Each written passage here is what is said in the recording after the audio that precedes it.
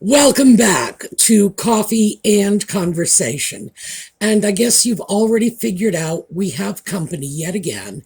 Audie is in a very affectionate mood. It's dark. He's purring. I don't know if you can hear that. Yes, I told them you purred. It's dark and it's wet and it's chilly outside. And whenever it gets like that, Audie is usually very grateful to have a warm, dry home to come to, and he expresses that gratitude with loads of purrs and, of course, loads of demands for attention. You know, it's cold and wet out there. Prove to me you love me.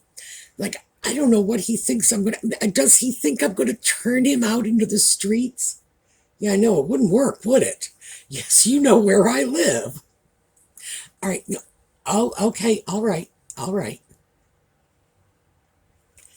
I've mentioned this before. He has to be the one to decide to leave. So he is going to stay with me for a few more minutes. We are going to exit, listen to our little theme music, and I'm going to see if I can entice him to voluntarily walk away. Can I do that? Yeah, not likely. All right. Well, fortunately, through the magic of video editing, the half-hour-long process, oh yeah, that's right, show them your butt, of convincing the cat he'd be happier somewhere else will disappear on the cutting room floor. Yeah, all right. Yes, I know. Do you want to let them see your face? Come on, they haven't seen your face in a while. All they get is your butt and the back of your head. We'll be back.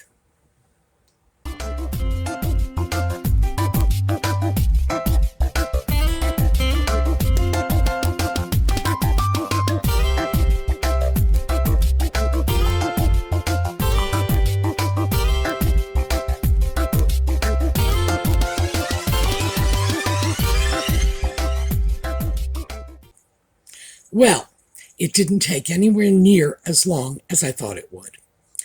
So I thought we would pick up where we left off yesterday because we were discussing shoes. And we just barely got into an overview of shoe buying, how to size, and a general explanation of how sizing works. That will help us when it actually comes down to buying shoes. But I thought we'd pick up after the shoes have been purchased. So once you've gotten your shoes, then what? So let me show you some of my favorite shoe-related items. And let's start with this. This is a shoe tree. Now, this is not a very expensive shoe tree. And there's a pair of them. He's got a friend living in the box there. This particular shoe tree, I chose, it's difficult for me to get shoe trees because my feet are considered large for a woman's but small for a man's. So getting shoe trees is quite a challenge. This is one that will maintain the shape of a shoe. And when I have shoes that are either nicer, in other words, I've put some money into them, more than usual, and I'm a bargain hunter, so that doesn't happen too often. Or if they're very, very nice shoes that I don't wear very often. Shoe trees, because it will help the shoe maintain its shape, even if it's going to be boxed away for a long period of time. Now, this is a simple one. We've got a little flexible band here so that there's a little give in the size. This is the part that goes into the toe. This is the part that goes into the heel. And it keeps the shoe from just sort of crumbling in on itself. You want to maintain the shape of your shoes, especially if you've gone out of your way to get nice ones. You can get shoe trees like this that have a split toe that you can adjust, open it up a little. You can change some of these spacers. In other words, there'll be little cranks on it so that you can size it to maintain a certain length of shoe, just as you can maintain the width when these little toe pieces are split and you can adjust them. Those in general go for around $30 per pair minimum. And I would say, unless you need them, it's not something that is really a necessary investment. I keep a couple pair of these just to maintain shape for shoes I'm not wearing very often. And that's what these are for. For the dress shoes that rarely come out of the box, just so that when they do come out of the box, they are not looking all collapsed in or scruffy, or worse than that, picking up weird little creases just from, just sort of easing into the box a little more than I would like them to. I would suggest that anyone get at least one set of these. These are not the more expensive ones. These are usually available for maybe $10 a pair, and they're a good investment. So that's sort of number one on the weird things you probably didn't think about. Now, shoe trees were a big deal many years ago.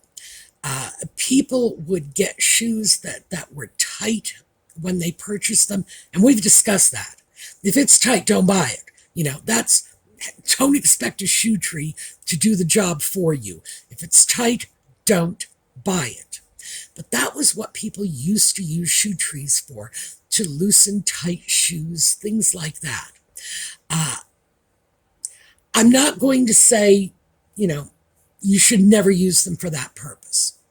Sometimes our feet will get a little chubbier than we perhaps anticipated, and a shoe tree can take a pair of shoes that is just, very slightly too small and expand them a little until they're a bit more comfy. I'm not advocating that. I'm just throwing it out there because that is how people used to use shoe trees. For me, again, it's only to maintain the shape of nice shoes that are going to spend most of their lives in boxes somewhere. And speaking of boxes, let me get the shoe trees out of the way.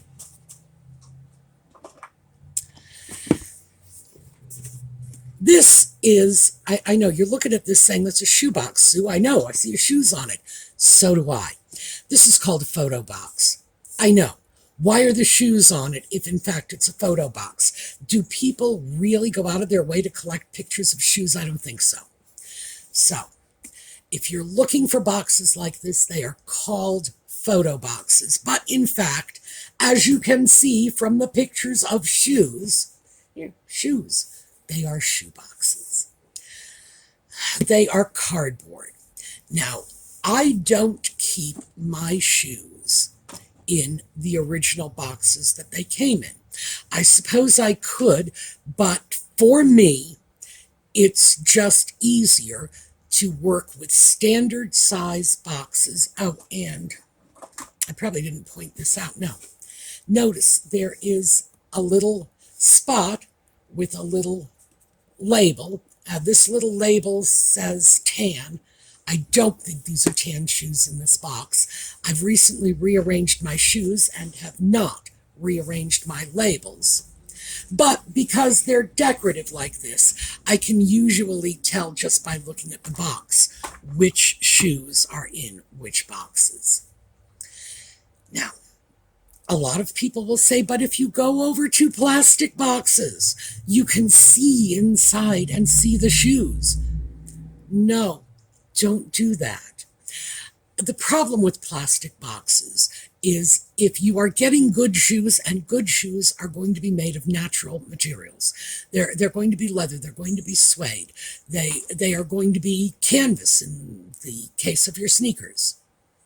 You don't want to put materials like that in plastic boxes that don't breathe, because that is one of the best ways to get mold and rot and other weird green stuff on your good leather shoes. Oh, and by the way, it really is like weird green stuff that will grow on your leather shoes, especially if any moisture is trapped in the box. And how are you going to know any moisture is trapped in the box? Well, one of these days you're going to open that plastic box and your nice leather shoes are going to have weird green ooze on them. That's how you're going to figure it out. I prefer cardboard, which allows the shoes to breathe. Personal preference, I would say, if you don't want expensive leather shoes, sure, go with plastic boxes. You know, the plastic shoes you put inside those boxes are going to be just fine. But because my shoes are natural materials, I really want them to be cared for properly, because I don't want to have to go out and buy, actually I do. Oh my gosh, I can't believe I almost said I don't want to have to go out and buy new shoes all the time. Well, yes, I do. Of course I do. I would like nothing better than to go out and buy new shoes all the time. But I'm not supposed to be doing that. And I am at one with the fact that I really don't need to be buying new shoes all the time. And certainly I don't need to be buying new shoes simply because I couldn't be bothered to take care of the shoes I already have. Okay. So, yes, all right, we're going to pretend I really don't want to have to go out and buy new shoes all the time, and just don't tell anybody the truth. So that brings me to some of the next bits of shoe care. This is a leather conditioner. Now, this is,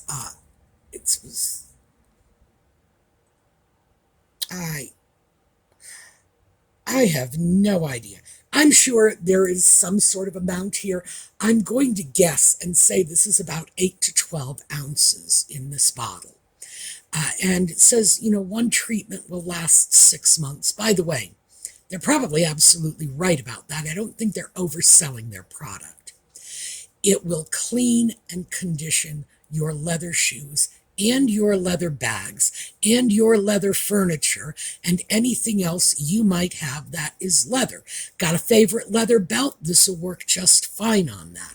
Whenever you use a product like this, however, always test it in an inconspicuous location. That should go without saying. Never just grab some new unknown product and slather it all over your stuff. Always test. Yes, we have a cat coming back now. But this is what I use to clean my shoes. Yes, all right. Sorry, yep. Okay. You can sit up here. You can stay here for a while, but don't make mischief and don't make me crazy. That is what I use to clean and condition shoes, bags, anything leather. And it's a reasonably sized bottle. You know, like I say, 8 to 12 ounces. I couldn't find anything on the bottle telling me how much is in there. That bottle will last me for years. No question about it. Because you don't have to do this every day. According to the bottle information, you only have to do it about every 6 months. And that, by the way, is about how often I do it. I will take out my shoes at, yes. Okay, yes, I know. All right, love you. I'll take out my shoes at the beginning of fall and then again at the beginning of spring, and I will clean them. I want to clean off the salt or whatever, foolishness my shoes have picked up over the course of the winter. And keep in mind, I clean them at least once a month anyway. I'll just bring them into the kitchen, grab a toothbrush, and, scrape out whatever bits of gravel or whatever have gone into the little channels in the soles. And I will wipe them down. I don't necessarily clean and condition them every month, but I might if we've had a bad winter, for example, if there's been a lot of salt out on the roads and I start to see that weird white haze showing up on my shoes. And those of you in the north, you know that weird white haze. It's that salt residue that gets on virtually everything. If you drive a car, then you're used to like a line of white residue going across the bottom of your car. So that is just normal. That is the sort of thing that everybody ought to be doing anyway. We should all be cleaning our shoes at least occasionally. And as I say, for me, it's about once a month. All right, there we go. Thank you. I have cat hair up my nose now. But it's hard to say no to him. All he wants to do is give me love. And it's very hard to look at a cat who is trying to nuzzle you saying, I don't want to be bothered with you. I've tried to tell him, this is my job. What do you think pays for the cat food? But he doesn't believe me. And he shouldn't, because that's not really true. The videos do not pay for his cat food. Believe me, his cat food is not in jeopardy.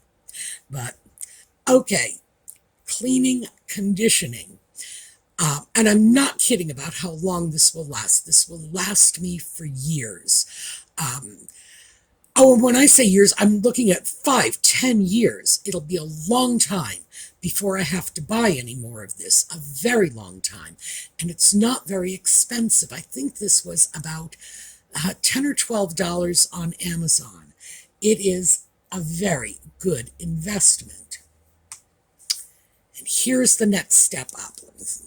This is a rain and stain repellent. Basically, this is a spray-on coating that you can put on your shoes, your bags. They don't have to be leather. This is good for almost anything. Almost, I'll pick that thread up later. Almost anything, and it will offer a lot of waterproofing protection. Now, leather is naturally pretty waterproof. It's animal hide. It's designed to repel water, as we all know, because it's not as if a cow goes out in the rain and suddenly becomes waterlogged because it got a little moisture on its back. No. But this will help. Where this will not help is suede. And suede is something that I want to just deal with separately. I have some suede shoes. In fact, I have 2 pair of suede shoes. And I'm not getting rid of them, even though they are difficult to care for. And there's no question about that. They are difficult to care for. One is a pair of suede beaded moccasins. I know. My nostalgia self bought them. Yes, 1960s beaded moccasins. Of course she was going to buy them. You got to know that. It's like catnip for her. So yes, I have a pair of beaded moccasins, and they are suede, and they are just so 1960s. There's no way I'm getting rid of those. But I don't wear them all the time. I don't wear them in the winter, for starters, because going out in the snow and the salt and the whatever would ruin them very quickly, and because they can't be waterproofed. Not like this. I would be signing their death warrant. I have another pair of suede shoes. They're booty shoes, sort of like suede desert boots. And those I don't dare screw around with, because they are the only olive green shoes I own. And I don't think I'm ever going to find another pair of olive green shoes. And we've discussed this before when we've talked about clothing. Olive is one of my neutrals. So, yeah, I know. You probably weren't thinking of olive as a neutral. Anything can be a neutral as long as it's your neutral. And one of my neutrals is olive. So yes, I have olive green suede shoes. And I can't jeopardize them because they're the only ones I own. And it took me 2 years to find them. So am I going to just take them out and muck with them? No, I am not. So the suede shoes just don't go out in bad weather, because the simple fact is I have never found an effective way to protect suede against the harshness of the elements. I just haven't. And something like this, if you were adventurous, and I am not, if you were adventurous, you could take a product like this and test it out in some inconspicuous spot near the underside of the shoe and see if it changed the color, which it probably would, and if you can live with the color once it's been changed. And for me, the answer is, yeah, it'll change the color. No, I don't think I can live with it. But I'm still throwing this out there. If you want suede, yes, you can try a product like this to weatherproof it, but be very cautious. Do a very tiny, tiny test spot. And don't be too disappointed if it doesn't work out, because, as I say, I have not found a way to weatherproof suede. So, having said that, these two products are great. Well, look at this. See. By the way, I don't get any compensation for this. I do not do endorsements at all. You are my viewers. You are not for sale. And by the way, usually when people write me emails asking me if I will do their paid endorsements, it's like, no, my viewers are not for sale. Go away. And if they come back, I start challenging them and telling them that I think they're treating my viewers like prostitutes, and I won't have it. So that usually stops them cold in their tracks. All right, these are very good for leather. Now, the reason I'm showing you the labels, and this is leather honey. That's what this is called. Let's see. Since 1968. Oh, wowie zowie. Yeah, I was a teenager in 1968. I'm not impressed with that. Leather honey. And this is Apple brand rain and stain repellent. The reason I'm showing you these labels is not because these people are giving me any money, but because it took me a very long time of picking one brand and another and testing them out and deciding which ones were the best, which ones were going to treat my shoes, my bags, my furniture even, with the most care, and which is going to be reasonably priced, what's going to last a while, that leather cleaner that you only need to use every 6 months, So I've sort of done the pre-shopping, which is why I want to make sure you get to see the labels, because why should you have to go out and reinvent the wheel? I've already picked out what I consider to be two of the best products on the market. So that's what happens. And then when I take off shoes, come home, do my thing, take off shoes, and I don't change my shoes out when I come home. I probably should.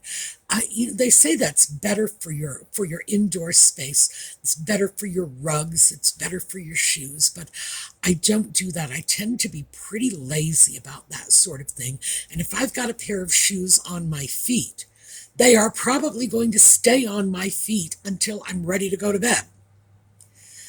But regardless, when they come off, yes, I will clean them, at least superficially. And it won't necessarily be that, twice a year conditioning and cleaning and waterproofing and so on. But I will at least clean them off, stick them in their box, yes, photo box with shoes on it, and put them away. The only time I won't do that is if I happen to know for a fact that I am wearing the same shoes the next day. In that case, I may leave them out. But I've tried very hard over the years to make a habit of putting the shoes away, because in my mind, there is nothing worse than stumbling into the bedroom at night, clamoring over a pile of a dozen shoes by the side of the bed simply because I couldn't be bothered to put them away for the last 2 weeks. So, no. And again, that's just, I don't want to have to deal with the mess. So that's mostly how I end up taking care of the shoes. Let me just see. Okay, what have I got in here? This is another thing that I deal with. I wrap the shoes in tissue when I stick them in the box. I do that so one shoe isn't rubbing against another, so that they are at least protected while they're in the box. And it's just a little tissue paper, by the way, is dirt cheap. You can get it at the dollar store, and I'm not kidding, dirt cheap. So never be afraid to go out and grab a package of tissue paper, wrap your shoes. Wherever you keep your shoes, if you keep them in boxes, in the original shoe boxes, in specialty boxes, if you keep them in shoe bags, by the way, shoe bags are an awfully good idea. The only reason I don't use them is because I like to be able to stack them. But the truth is, because I have them on shelves, I could stack them in shoe bags, but it's just not what I'm choosing to do. The reason that I would say shoe bags are a good investment is for traveling, because I will not pack a box of shoes into a suitcase. No, I got to be a little more conservative than that. They're going to go into a shoe bag. So that's what ends up happening. I know, all this chaos, simply because if I've gone to all the trouble to select these shoes, to buy them,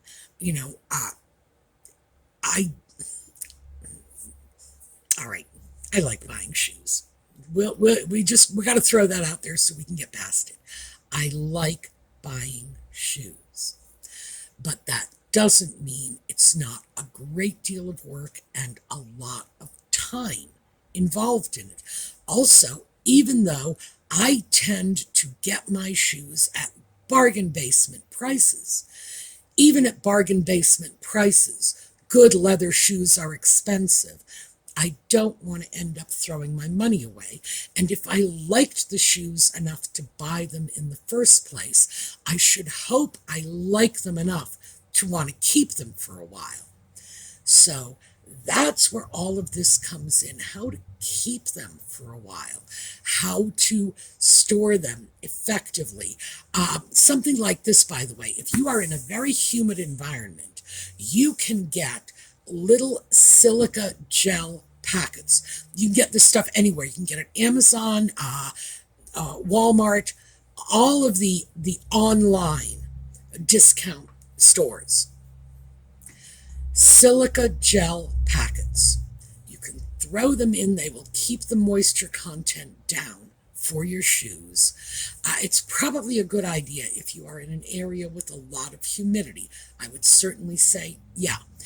Absolutely, if you plan on keeping your shoes in those little see-through plastic boxes, oh, for heaven's sake, please get the silica gel packets, because that's what's going to keep that green sludge from piling up on your nice shoes. Oh, and it will happen. So just keep that in mind. And other than that, I think it's all pretty self-explanatory. If you get something on your shoe, if you spill coffee on your shoe or whatever, well, let me just quickly mention, if you spill coffee on your shoe, it'll bead up and roll off with this. I know, I've done it. So you spill coffee on your shoe, wipe it off.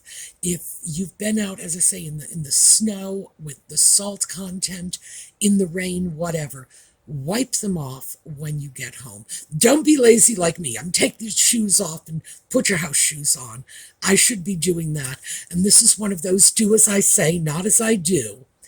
And just make sure that your shoes are clean when you put them back, because that just makes sense. You don't want to throw dirty shoes back in your box with a nice shiny white tissue paper, but it takes very little time to do this.